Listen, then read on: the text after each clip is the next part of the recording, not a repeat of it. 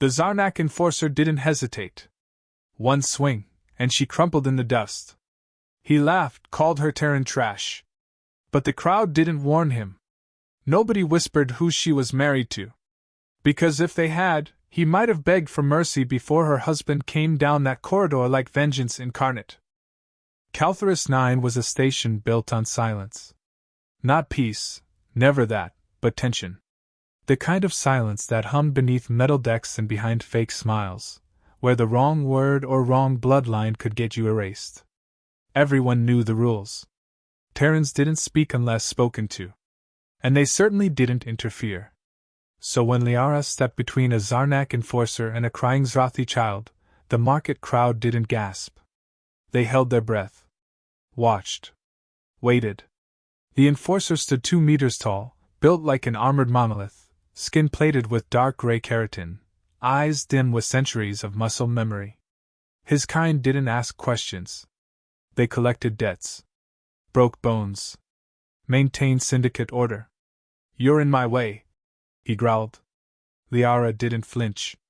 She met his stare, her voice steady. "That child's not part of your warrant. Let her go. The warrant says all organic property. She's not property." He cocked his head. "You Terrans always think words matter here." The punch came fast. Brutal. Her body folded before it hit the ground.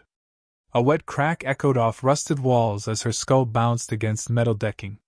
The child screamed. No one moved. No one stopped filming. The Zarnak spat beside her crumpled form. "Terran trash." The feed streamed briefly before static replaced it, cut off by station protocols. But one copy remained. Encrypted. Routed. Delivered.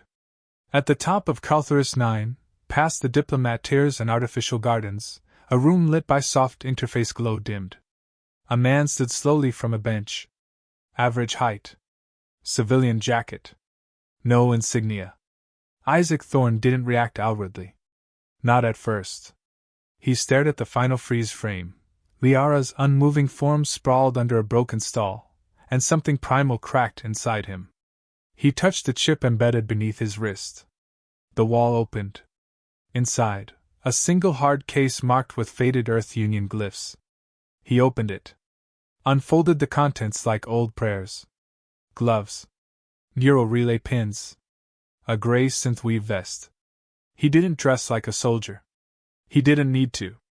Down in the underlevels, the Zarnak laughed with his squad. 5 of them, surrounding a cooking torch and passing ion liquor.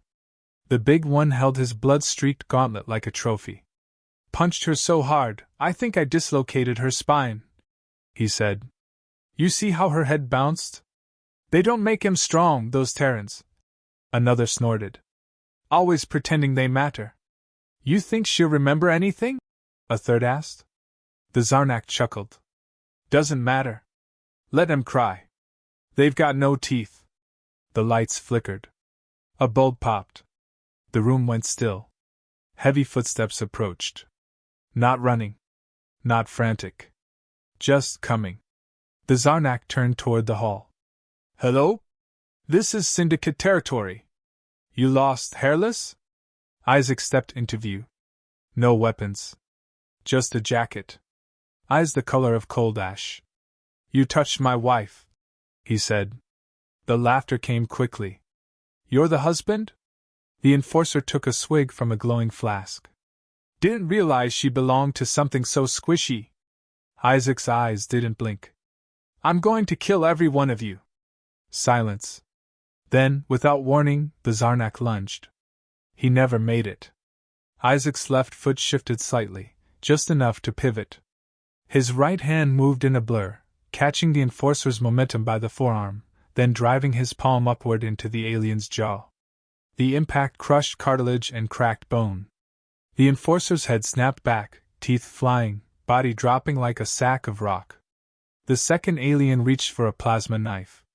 Isaac stepped inside the arc, elbowed him in the throat, once, and the alien dropped gagging, clawing at a crushed windpipe.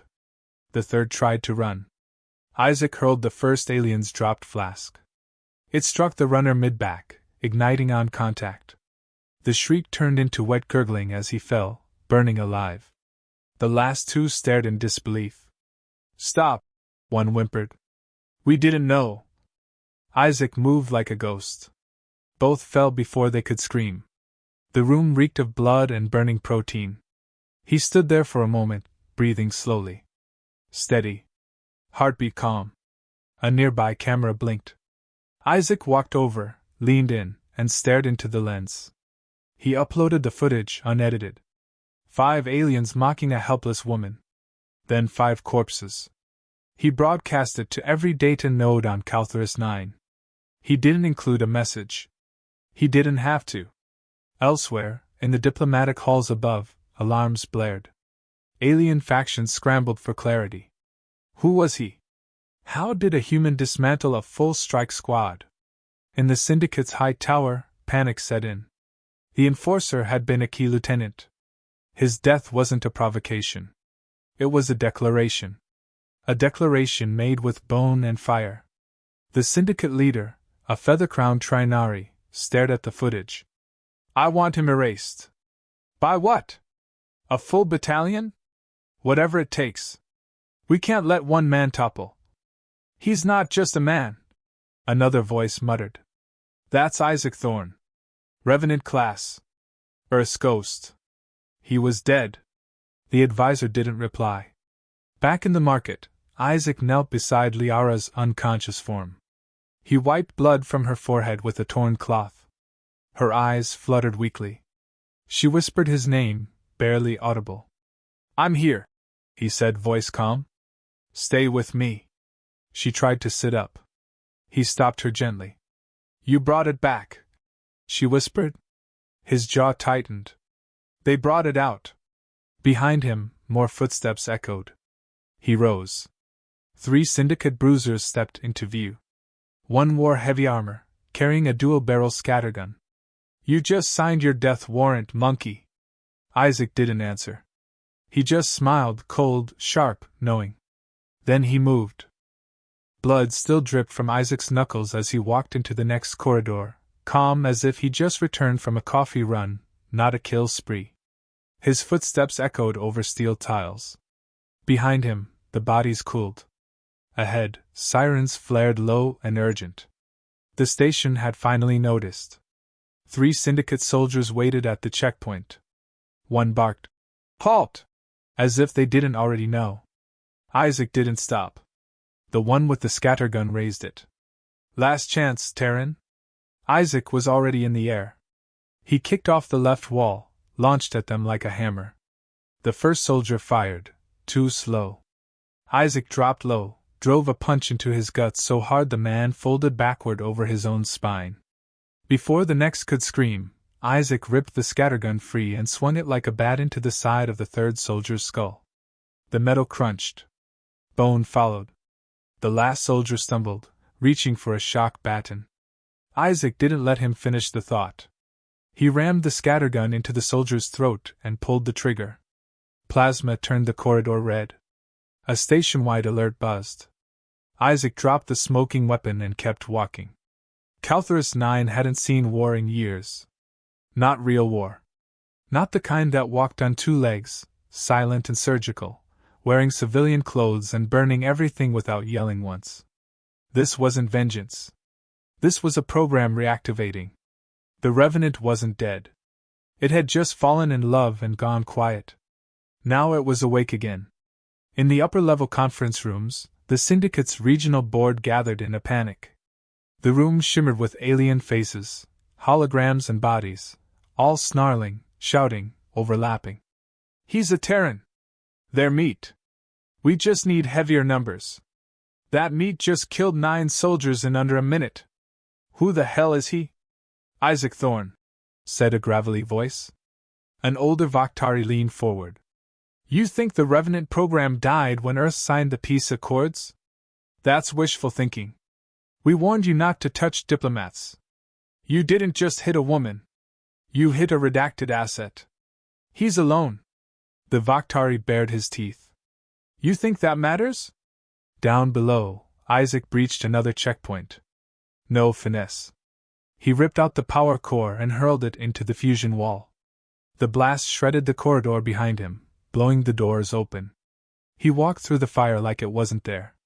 Across the station, mercenaries tuned into the feed. A bounty went up, 7 million credits. Live capture preferred. Every hunter in range armed up. Some smiled. Others remembered stories. Isaac didn't run. He moved with intent, cutting through units, not wasting a second.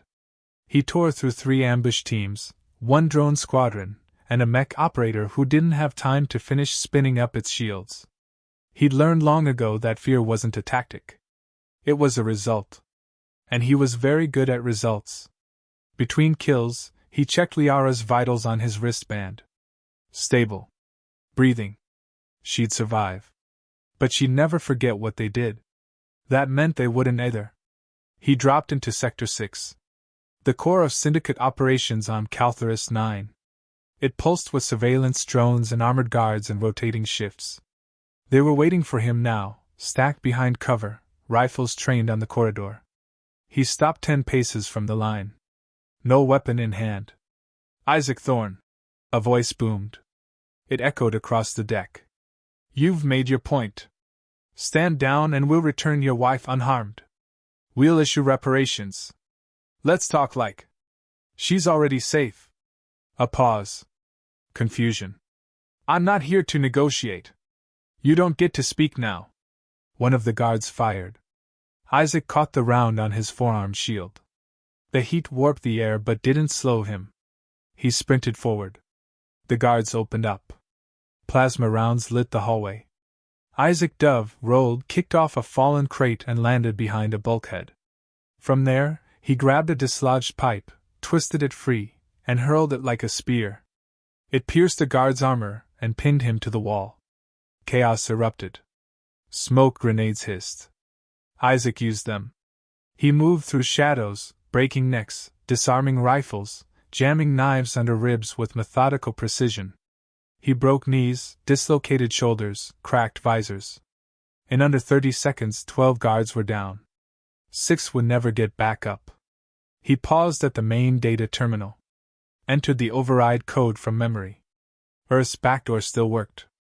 The Syndicate's entire surveillance network came up on screen. He locked the doors behind him. Then he sent a message to every terminal on the station. It was one line. You hit my wife.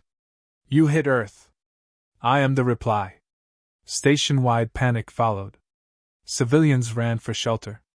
Bounty hunters second-guessed their courage. Syndicate leaders argued over escape routes. One even tried to send a distress call to the Galactic Council. No answer. Earth had already vetoed the frequency. Isaac pulled up the command roster. Every leader on the station. Every name, location, route. He memorized the grid and shut the terminal down. He didn't need tech. He needed time. And he didn't need much. Another squad intercepted him near the reactor lift. They came prepared this time. Pulse net. Gravity snares. Neural dampeners. A sedative round struck his thigh. He slowed. They smiled. Until he moved again. The sedative hadn't reached his heart yet. He burst through the net, ripped 2 guns away, and used them in tandem. One fired bursts. The other didn't need to. He jammed it into an alien's mouth and pulled the trigger. He fought with surgical cruelty. Broke fingers. Used bodies as shields. He let the rage run just beneath the surface, not explosive, but controlled. They thought they were stopping a man. They were trying to stop history. As the last soldier fell, gasping and twitching, Isaac leaned against the wall for a moment. He could feel the tremor in his legs. Not from fatigue. From restraint. He hadn't lost control. He'd chosen violence because they'd forgotten what humans did when pushed too far. He whispered to himself, not prayer, not promise. Next level. And kept climbing. The lift doors opened with a sigh of pressurized air. Isaac stepped into the upper syndicate decks where the rich, the cruel, and the untouchable operated from reinforced command suites, certain the fire below would never touch them. They were wrong. Security had failed. Protocols had failed. The cameras showed a silent message across every monitor, footage of Liara hitting the ground in brutal slow motion, followed by the trail of destruction left by her husband.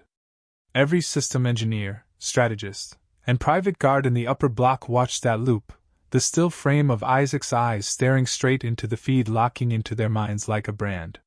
He was one man. But he wasn't just a man. He was proof that Earth didn't need an army. The hallway sensors caught his arrival. Defense turrets emerged from the walls, tracking him with mechanical precision. A voice crackled from the speaker overhead. Isaac Thorne, you've proven your capability. You've killed dozens. Now listen. Stand down, and we will give you amnesty. Earth's reputation. He stepped forward. The turrets opened fire. He moved faster. He launched into a sprint, twisting through the fire arcs, sliding under the first line of plasma, rolling through a sideways vault as the second set lit up. The corridor erupted in molten shrapnel.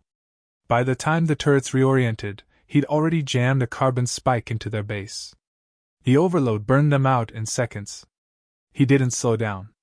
The guards outside the command chamber flinched at the sound. One reached for his comms, the other drew a beam saber. Isaac crashed through the final door before either could act. He hit the saber wielder first, shoulder smashing into the alien's ribs, sending him flying across the chamber. The other drew a sidearm. Isaac caught his wrist mid-motion, twisted until bones snapped, and drove a knee into his face so hard the helmet cracked in two. Inside, the last of the syndicate leadership rose in horror. 6 of them stood around a projection table. Alien nobles. Crime lords. Political exiles. Each draped in silk or armored in tech. Each with blood on their hands. One, a Eisen Royal with a long silver skull and glowing neural fins, raised his palms. We surrender. Isaac stared at him. No, you don't. The noble's smile flickered. We'll make reparations. Earth's always wanted legitimacy here. You hit my wife, Isaac said. That was your reparations. Don't be primitive. You're thinking emotionally. That's not how humans are supposed to operate. That's not what you were trained for. Isaac walked toward the table. You don't know what I was trained for. Another stepped forward. Trinari. Yellow eyes. Synthetic voice. Killing us changes nothing. The syndicate spans 4 sectors. You misunderstand, Isaac said. I'm not here to change anything. I'm here to end this. The table flickered as one noble reached for a side console. Isaac moved before the order could finish.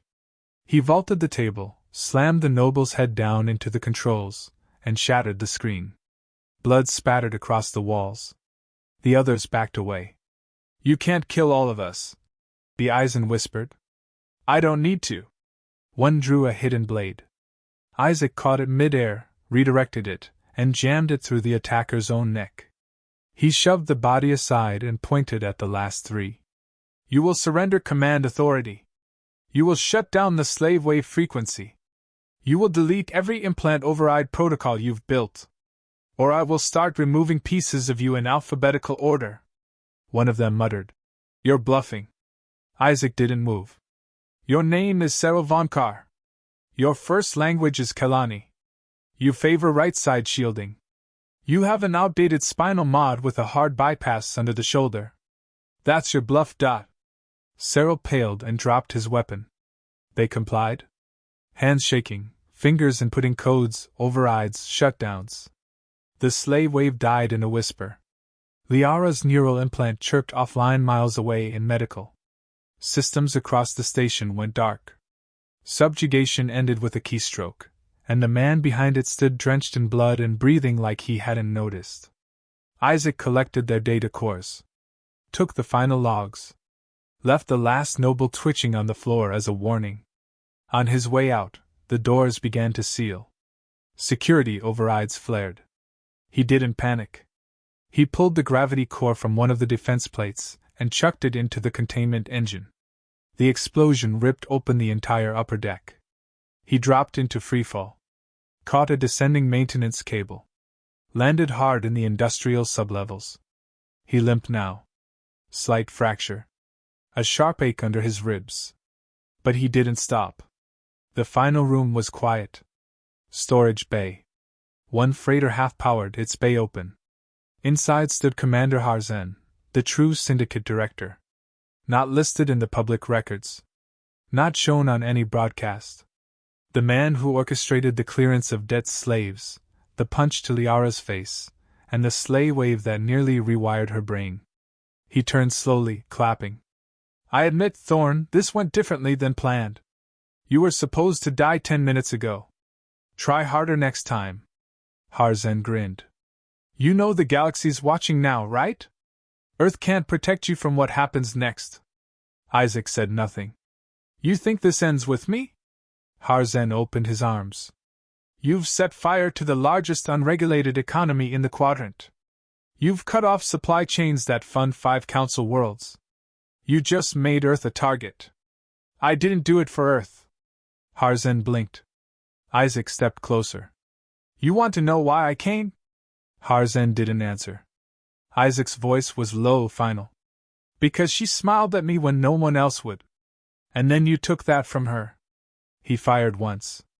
Harzen dropped. It was over. Isaac turned, walked into the ship, and activated the silent flight protocol. The fires would spread. The council would lie. The syndicate would regrow. But they would all remember one thing. That a single human, unarmed, unarmored, and full of fury, burned their empire because someone laid a hand on his wife. The freighter's silent flight protocol disengaged as the ship breached Caltharus 9's outer perimeter. Isaac locked the course manually, disabling auto-navigation.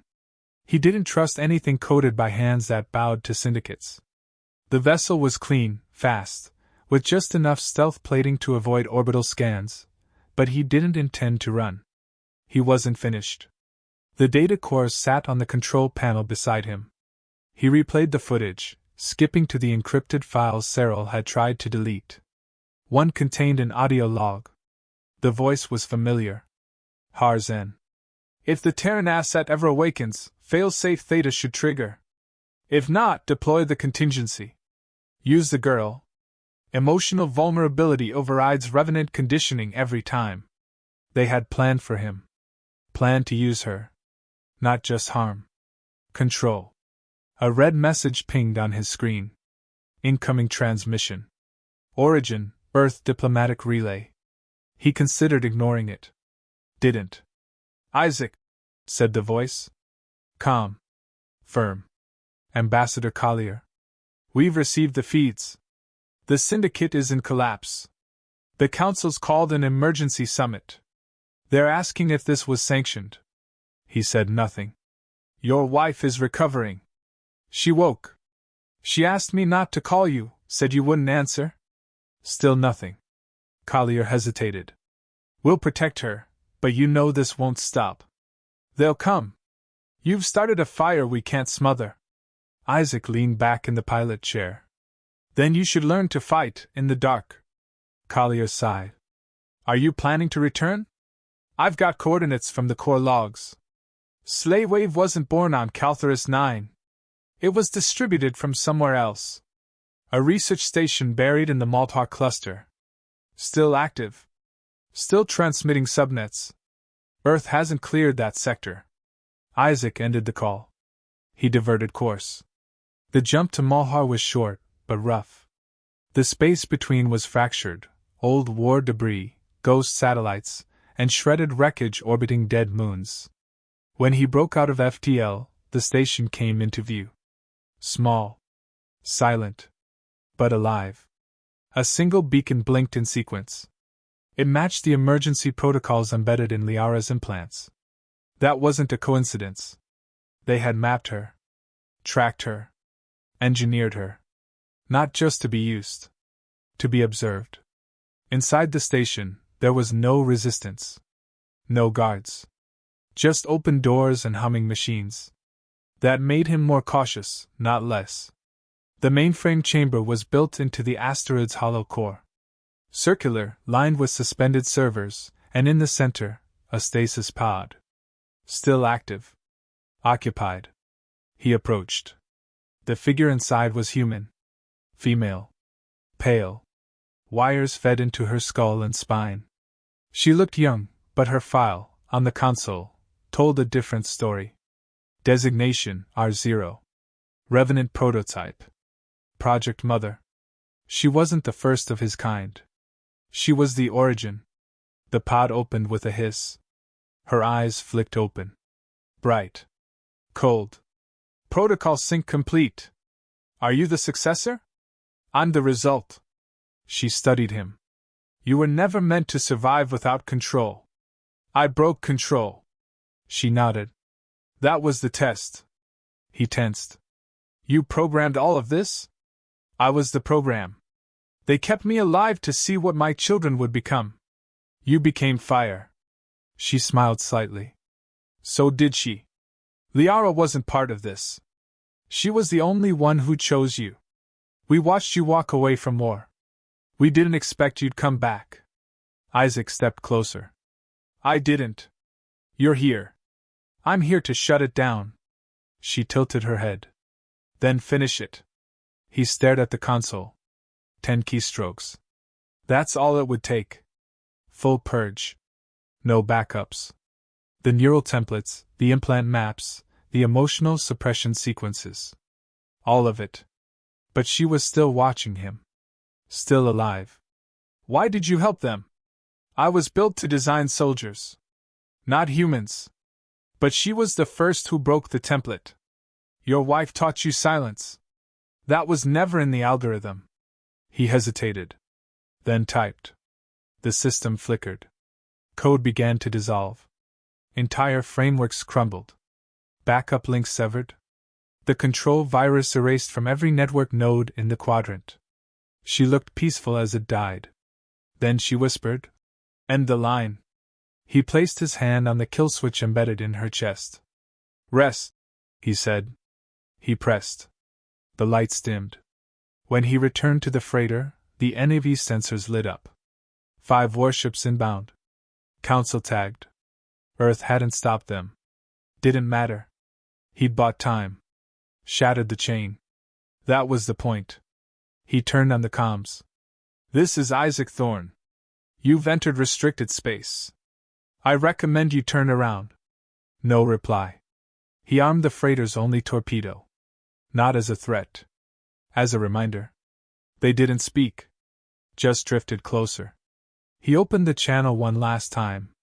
I'm not hiding. I'm not negotiating. You want me gone? Send your best. Still no answer. But they stopped. Held position. And slowly, quietly, began to retreat. He set the freighter on silent drift and rerouted power to deep system sleep. No beacons. No trails. He left the seat. Walked to the medbay. Liara's file was still open on the auxiliary screen. Her vitals strong. He whispered to no one. You brought me back. I'll find my way home. Then he lay down beside the console. And for the first time in days, he let himself close his eyes. Isaac woke to silence. Not the peaceful kind, this was still space silence, the kind that wrapped around your bones like ice. The freighter's systems glowed in passive mode, orbiting a dead moon. No signals, no contacts, no warships. Just black. He checked the feed. Liara's vitals were still strong. Stable. Resting in the diplomatic wing back on Caltharus 9 under Terran protection. No implants, no control chains, no watchers. He'd carved out that security with blood and fire. She wouldn't know everything. Not yet. He didn't want her to carry the weight of what he'd done, not while she was still healing. He opened the last data core. One fragment remained, a list of names. Syndicate affiliates. Collaborators. Black site financiers. All of them human. His knuckles tightened. He played the message tied to the list. It was Harzen's voice again.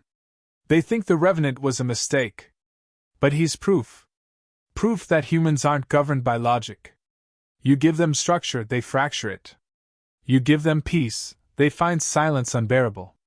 You hurt what's theirs, and they will destroy you, not for justice. For balance.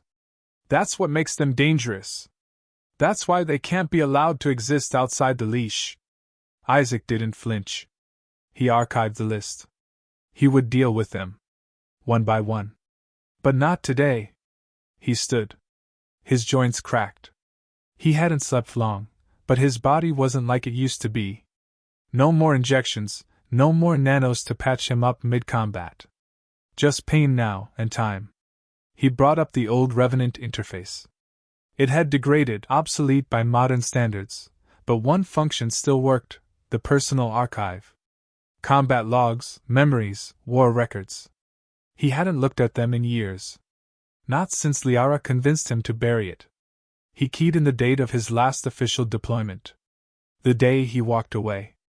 The screen blinked. A log entry began to play. Operation Twilight Lance. Objective: sabotage Central Command vessel of the IVEC Armada. Result: vessel destroyed, civilian casualties, unknown. His own voice colder than. Mission complete. Pulling out. I'm done. There had been blood on his hands then, too. But he'd left not because of what he did. He left because no one cared who paid the price. Not the generals. Not the leaders. Only Liara had asked him who he wanted to be, not what he could do. He shut the log down. This wasn't about who he was anymore. It was about what he had become. The final call came through, an encrypted ping from the Earth Union's Black Channel. It bypassed every diplomatic layer. He answered. You're not authorized to use this relay, said a calm voice. Female. Command level. I don't care. You've destabilized 4 syndicate networks. You've violated 3 neutrality pacts and ignored direct calls to stand down. You've assassinated Harzen. You've crippled Malhar Black Site and purged classified assets. Correct. You're not denying it? No. Why? He leaned forward. Because the system let them touch her. Because the people who signed those pacts looked the other way when syndicate dogs hit civilians. Because no one else stopped it. Silence. Then, she's alive, you know. She made a full recovery. She's requested asylum in the Hekara system. She asked if we'd seen you. Isaac didn't respond. She also told us something you might want to hear. He waited. She said she knew exactly what you were. And she chose you anyway. That caught. Deep. He hadn't let himself think it, but hearing it from someone else. You should let this go, the voice said. The galaxy is watching. If you don't stop now, they'll start labeling you. They already have. You're making yourself into a target. He smiled faintly. No. I'm making myself into a message. The call ended. He powered up the freighter, adjusted course. He didn't need permission. He wasn't representing Earth. He wasn't under any flag. He was the warning carved into every fleet admiral's briefing from this day forward. Don't touch what belongs to a human. Don't hurt what they love. Because they might send armies. Or they might just send one. He pulled up Liara's last message. It was audio only. I saw the reports. I know what you've done. I don't know if I'll ever understand how much of you was built for war. But I know what part of you was mine. And that part is the reason I'm still breathing. So whatever you are, wherever you're going, just know I'll be waiting when you're finished. He played it again. Then again. The freighter jumped. Silent, swift, clean. Not running. Not chasing. Just moving with purpose. Behind him, Caltharus 9 rebuilt its broken sectors. The Council spun diplomatic fiction. The Syndicate rebranded. But no one forgot. Not the warlords. Not the smugglers. Not the mercenaries who saw their squads torn apart by an unarmed human with eyes like a machine and fury like a god. They didn't speak his name publicly. They didn't file reports. But they started building thicker walls. Adding more locks. Watching over their shoulders. Because they knew. Somewhere out there was a man who didn't care about treaties or peace or negotiations. A man who had nothing to prove. And nothing left to lose. Isaac Thorne wasn't coming for justice. He was the consequence.